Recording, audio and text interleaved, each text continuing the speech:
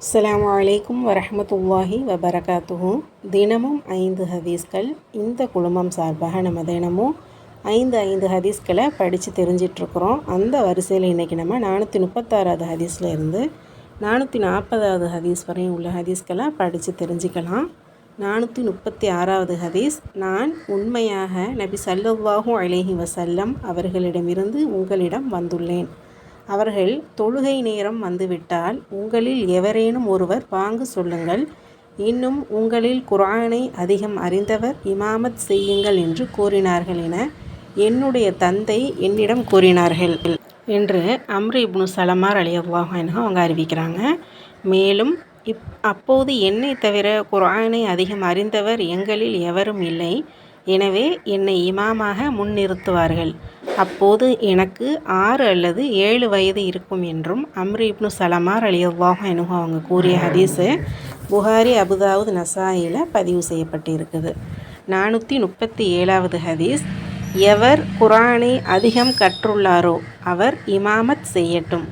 அதில் எல்லோரும் சமமாக இருந்தால் அவர்களில் சுன்னாவை அதிகம் அறிந்தவரும், அதிலும் எல்லோரும் சமமாக இருந்தால் அவர்களில் ஹிஜ்ரத்தில் முந்தியவரும், அதிலும் எல்லோரும் சமமாக இருந்தால் அவர்களில் இஸ்லாத்தை முதலில் ஏற்றவர் இமாமத் செய்யட்டும் என்று நபி ஸல்லல்லாஹு அலைஹி வஸல்லம் அவர்கள் கூறியதாக இப்னு மஸ்ஊத் ரலியல்லாஹு அன்ஹு அவங்க அறிவிச்சிருக்காங்க. மற்றொரு அறிவிப்பின்படி அவர்களில் வயது கூடியவர் என்றும், மேலும் அதிகாரம் பெற்றவர் இருக்கும் நிலையில் மற்றவர் இமாமத் செய்ய வேண்டாம் என்றும், ஒருவருடைய இல்லத்தில் அவருக்கே உரிய படுக்கையில் அவரின் அனுமதியின்றி அமர வேண்டாம் என்றும் நபி ஸல்லல்லாஹு அலைஹி வஸல்லம் அவர்கள் கூறியதாக இப்னு மஸ்ஊத் ரலியல்லாஹு அன்ஹு அவங்க அறிவிக்கிற ஹதீஸு முஸ்லீமில் பதிவு செய்யப்பட்டு இருக்குது. 438வது ஹதீஸ். பெண் ஆணுக்கும் கிராமவாசி முஹாஜிருக்கும் பாவி இறை நம்பிக்கையாளனுக்கும் முஹ்மினுக்கும் இமாமத் செய்ய வேண்டாம் என்பதாக நபி ஸல்லல்லாஹு அலைஹி வஸல்லம் அவர்கள் கூறியதாக ஜாபிர் ரலியல்லாஹு அன்ஹு அவர்கள் வாயிலாக இப்னு மாஜாவில் பதிவு செய்யப்பட்டு இருக்குது. இது லயீஃபுங்கிற தரத்தில் பதிவு செய்யப்பட்டு இருக்குது. 439வது ஹதீஸ்.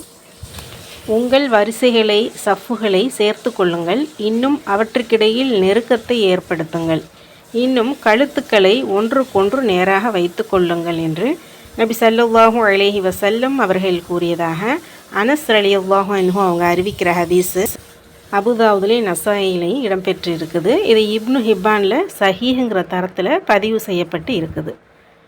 440வது ஹதீஸ். ஆண்களுடைய சிறந்த வரிசை மறுமை பலன் அதிகமாக கிடைக்கும் வரிசை சஃப் முதலில் உள்ளதாகும். இன்னும் அதில் சிறப்பற்றது மறுமை பலன் குறைவாக கிடைக்கும் வரிசை இறுதியில் உள்ளதாகும். பெண்களுடைய சிறந்த வரிசை சஃப் இறுதியில் உள்ளதாகும். அதில் சிறப்பற்றது முதலில் உள்ளதாகும் என்று நபி ஸல்லல்லாஹு அலைஹி வஸல்லம் அவர்கள் கூறியதாக அபூ ஹுரைரா ரலியல்லாஹு அன்ஹு அவங்க அறிவிக்கிற ஹதீஸு முஸ்லீமில் பதிவு செய்யப்பட்டு இருக்குது. அல்ஹம்துலில்லாஹ். தொடர்ந்து இணைந்திருங்கள். தினமும் 5 ஹதீஸ்களை இதன் மூலம் அறிந்து கொள்ளலாம். ஷேர் பண்ணி சப்போர்ட் பண்ணி சப்ஸ்கிரைப் பண்ணுங்கள். அல்ஹம்துலில்லாஹ். ஜஸாக்குமுல்லாஹு ஹைர். அஸ்ஸலாமு அலைக்கும் வரஹ்மத்துல்லாஹி வபரகாத்துஹு.